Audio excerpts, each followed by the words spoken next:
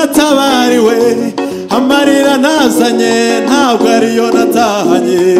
Ku birenge byawe niho natabariwe, amarira nazanye ntabwo ariyo natahanye. Ku birenge byawe niho nabohokeye, amarira nazanye ntabwo ariyo natahanye. Ku birenge byawe niho natabariwe, amarira nazanye ntabwo ariyo natahanye. Amarira nazanye ntabwo ariyo natahanye. Amarira nazanye ntabwo ariyo natahanye. Amarira nazanye ntabwo ariyo natahanye. Amarira nazanye ntabwo ariyo natahanye. Amarira